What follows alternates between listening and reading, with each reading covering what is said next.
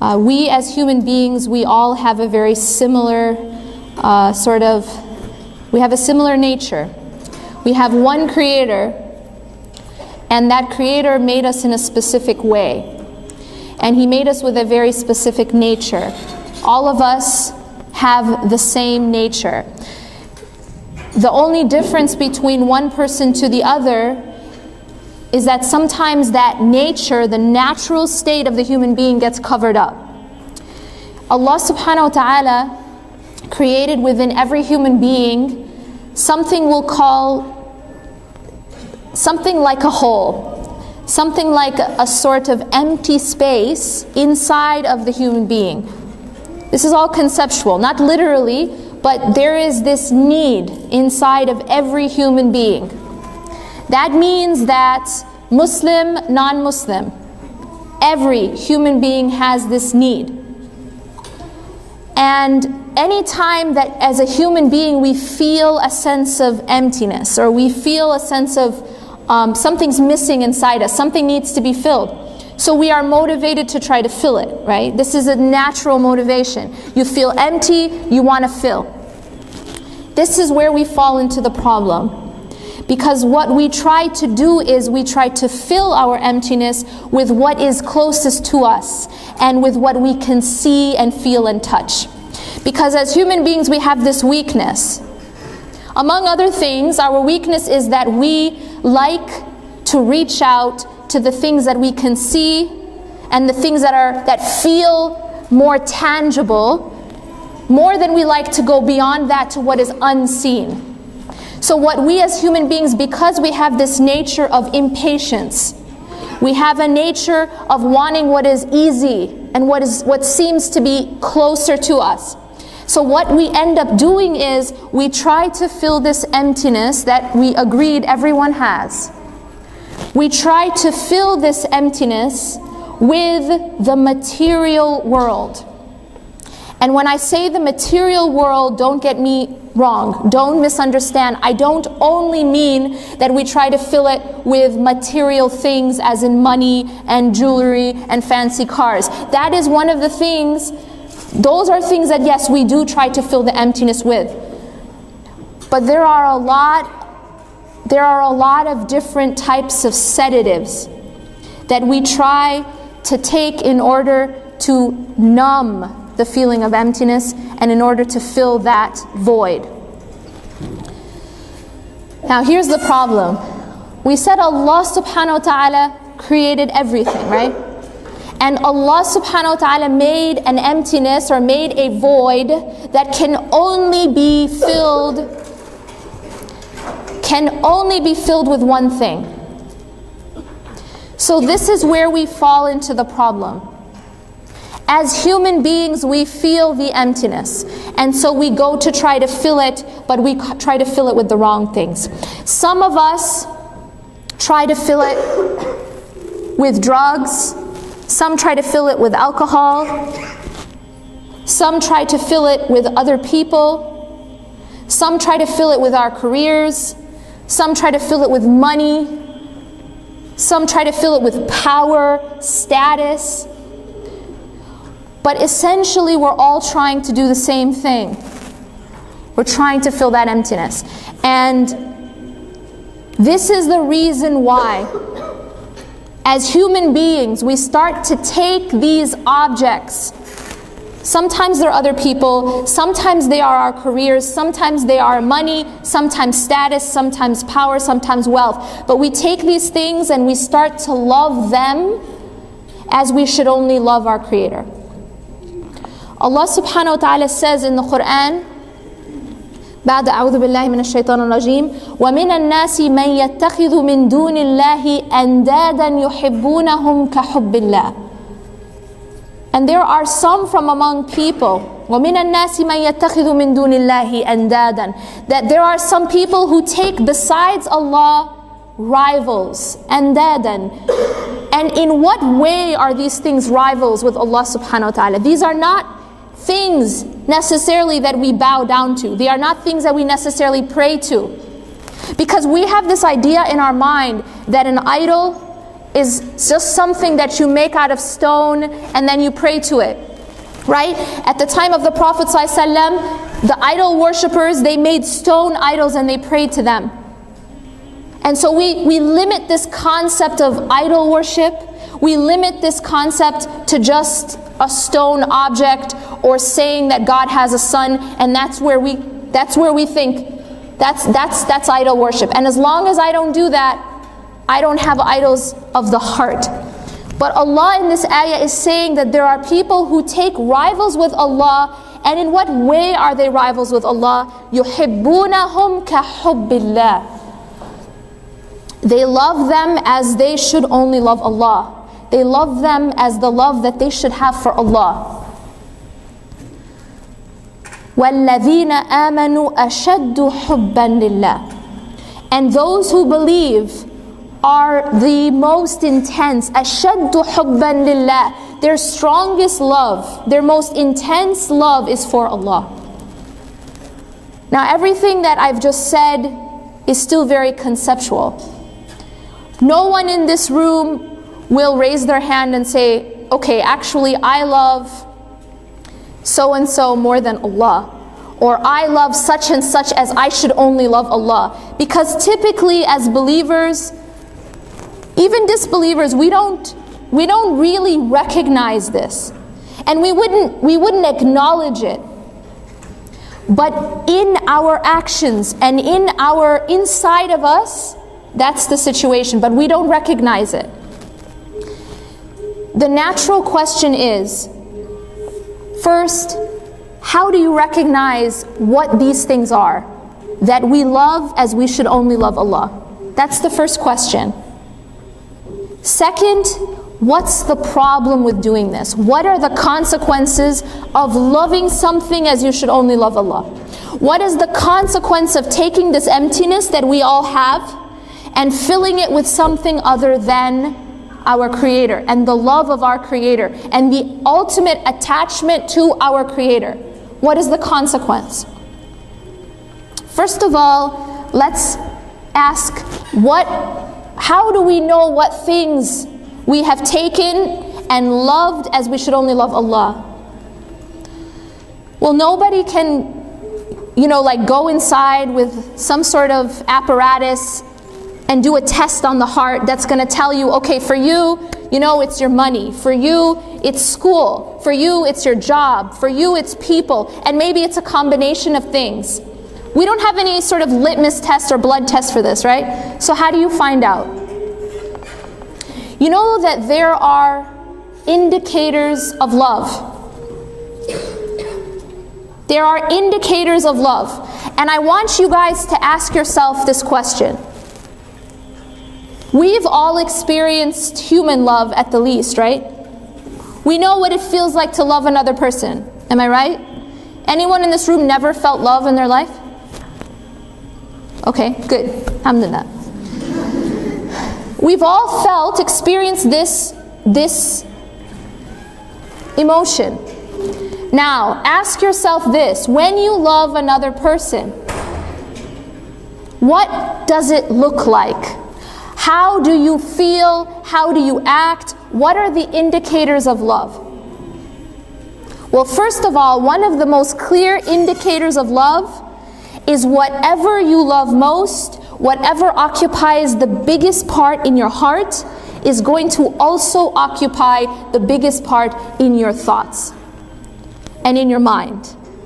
Therefore, if you want to know what you love most, ask yourself, what do I think about most?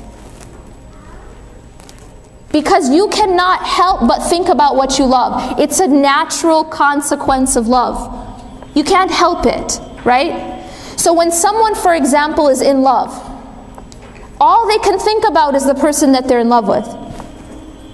And by extension, all they can talk about is the person that they're in love with. And their friends just want them to be quiet. Right? It's like, enough already. Because it becomes a consuming type of obsession.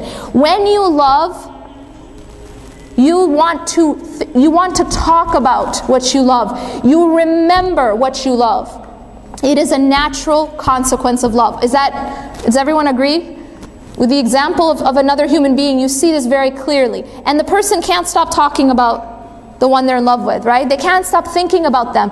They stay up at night because they can't stop thinking about them. So my question to you is, if you want to know what you love most, or what fills your heart most, ask yourself that simple question. What do I think about most? Throughout my day, first thing on my mind in the morning, when I wake up, last thing on my mind before I sleep. The thing that I cannot stop thinking about even in my prayers. Okay, what is that thing? Does everyone have some sort of answer? Yes? Or do you guys just not think? You think, right? What is it that you're thinking about? You know yourself. What is it? Okay. What's another consequence of love? Natural consequence of love. When you love another person, that person says jump and you say how high, right? The point is that when someone is, has totally fallen for another person, they become almost like at the mercy of that person. Whatever that person wants, they do. They will do anything to please that person. They will do anything to make them happy. They will do anything to be close to that person. Is this not true? Is this true? So when you feel, the more love you feel, the more you have the desire to please the one you love. Right? So ask yourself this question. What is it in my life that I work hardest, or who is it in my life that I work hardest to please? Or what is it in my life that I work the hardest to achieve? Okay. Another indicator of love is fear. So ask yourself what you're most afraid of. Ask yourself what you're most afraid of losing. What in your life causes you the greatest anxiety? You know, this emotion of fear is a very strong indicator of attachment, a very strong indicator of love. Because when you love something so much, you're terrified of losing it. That's why when you are very attached to your money, you might get, high blood pressure and all these health problems just because of your fear of losing that money. Right? So that is fear that comes out of love. When you love something, you're terrified of losing it. So the next question you ask yourself, what am I most afraid of? What am I most afraid of losing? For some people, the answer to this question has to do with another person. You're most afraid of losing a specific person, for example. Or sometimes the answer to this question is, I'm most afraid of losing status. I'm most afraid of what people think of me. I'm most afraid that people will think this about me. But ask yourself, what is it that occupies your mind and makes you afraid? Ask yourself, what causes you the most pain in your life? What makes you cry? What makes you so extremely angry? Anger, pain, fear, these are all pointers to attachments. So far we've asked about 5 questions or so. Do you guys have an answer to these questions for your own self, right? Yes? Okay. Do you find that the answer to all of these questions is related to the very same thing? Is that the case for anybody? Yes? Typically it is related to something within the same kind of category, or related to the same thing. The reason is that that thing is your attachment. It's something that is so important to you that it takes a very, very large part in your heart. And that's why it's occupying your mind. And that's why it's causing you fear. And that's why it's causing you sadness. And that's why it's causing all these things. Now, I'm going to ask you a question. What do you think should be what we think about most? What do you think should be what we're most afraid of? What do you think should be what we think about in our prayers? What should be the first thing on our mind when we wake up? The last thing on our mind before we sleep? The thing we're most afraid of losing, and what we want to please most. Do you guys understand what I'm saying here? That when a person's love for Allah is the greatest, when your ultimate attachment and your ultimate love and your strongest love, ashaddu hubban lillah, is for Allah subhanahu wa ta'ala, then you will find that it is Allah that you think about most. And this is yadhkurullaha kathiran. When Allah subhanahu wa ta'ala describes people, the believers in the Quran, or when Allah advises us in the Quran with dhikr. What's dhikr? Dhikr is remembrance. He advises us to remember Him, but He doesn't just say remember me. He says remember a lot. Kathiran, a lot. And this is a natural consequence of love. You don't force yourself to remember someone that you're in love with. Wouldn't that be funny if Ahmed had to put an alert in his phone and that, okay, 12 o'clock, you need to think about Sarah now. Like a reminder to think about her? Like that's funny, right? Because that's not the way it works when you love someone. You do not need to be reminded to remember the one you love. It's automatic. So then we have to ask, why do we have to be reminded to remember Allah? Like we can go through our entire day and forget that we didn't pray. Wait a minute, whoa. I totally forgot to pray Dhuhr. I totally forgot about Asr. That's not the way love works. Do you understand my point? Because it would be a problem if Ahmed had to put an alert to remind him to remember Sarah. It would probably be an indication that he's not too excited about that marriage. Like, oh man, I just remember I have a wife. And I need to remember her now. That wouldn't be a good sign. We all agree, right? But that's how our relationship is with God. It's like we have this concept of God, but it isn't in here, and therefore it isn't here. Let me give you another example.